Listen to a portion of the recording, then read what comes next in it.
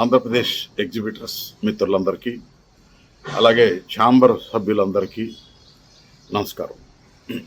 ఈ వీడియో ఎందుకు చేస్తున్నానంటే, ఈరోజు రేపు జూన్ 1 నుంచి మీరు చేయబోయే కార్యక్రమానికి మద్దతు తెలుపుతూ, ఆ కార్యక్రమం వల్ల మనం సాధించేది ఏమిటి అనేది ఒక ఆలోచనతో ఎలా చేస్తే బాగుంటుంది అని నాకున్న పరిజ్ఞానంతో నేను మీ ముందు రావడం జరుగుతుంది.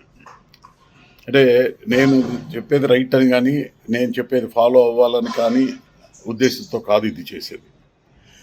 యాక్చువల్గా ఫిల్మ్ ఇండస్ట్రీ బాగుండటానికి అతి ముఖ్య కారకులు, మొదటి వ్యక్తులు ఎగ్జిబిటర్స్.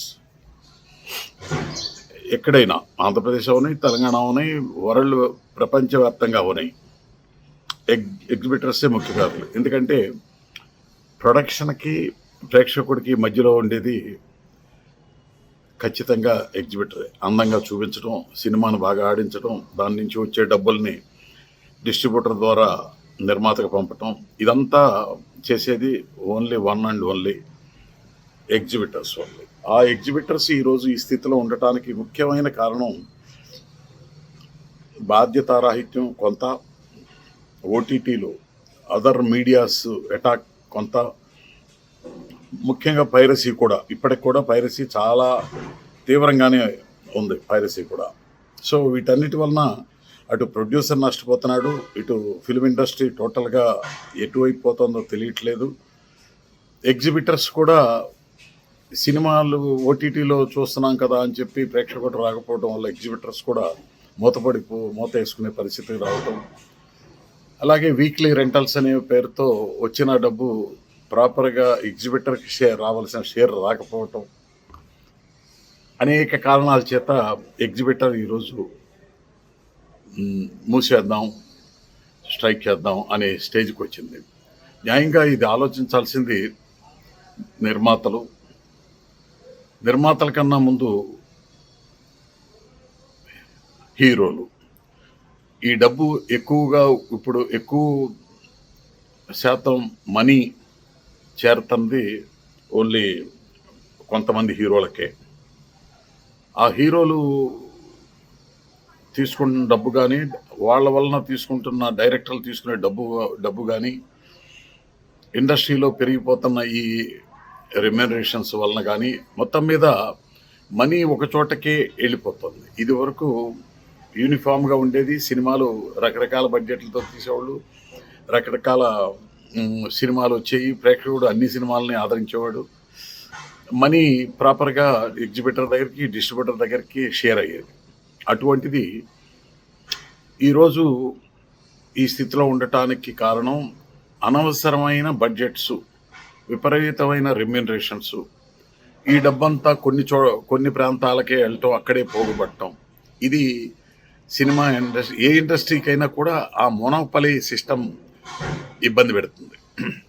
దయచేసి ఈ విషయాలు నాకే తెలుసు అని నేను చెప్పట్లా.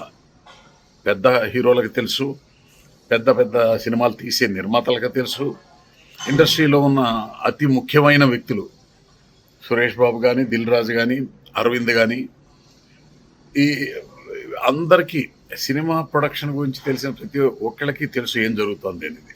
ఎవరు ఏం చేయలేని పరిస్థితుల్లో ఆ ఓటీటీకి అమ్మితే మంచి డబ్బు వస్తుంది కదా అని రావటం ఈ స్టేజ్లోకి వెళ్ళింది. అలా కాకుండా సినిమాని బతికించాలి అంటే పెద్దలు చిరంజీవి గారు కానీ, బాలకృష్ణ గారు కానీ, పవన్ కళ్యాణ్ గారు డిప్యూటీ ముఖ్యమంత్రి గారు కానీ, అందరూ కలిసి కూర్చుని మనం ఇలా చేద్దామని అనుకుంటే సినిమా బడ్జెట్లు కంట్రోల్లోకి వస్తాయి, ప్రొడక్షన్ పెరుగుతుంది, నంబర్ ఆఫ్ సినిమాలు పెరుగుతాయి.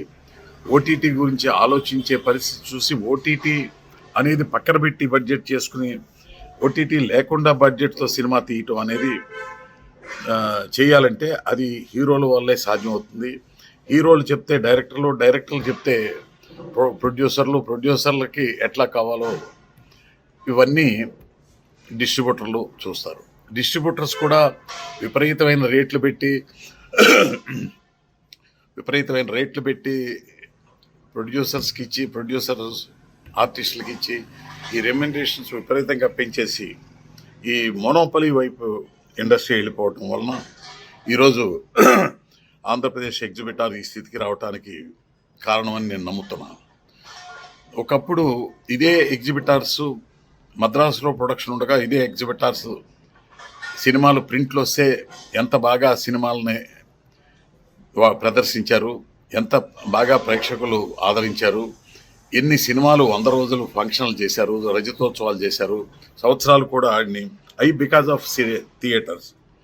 అటువంటి థియేటర్స్ ఈరోజు మూతపడిపోయి మేము చేయలేము, మేము ఆడించలేము అనే స్టేజ్కి రావడానికి ఇండస్ట్రీలో ఉన్న ప్రతి ఒక్కళ్ళు కారణమే.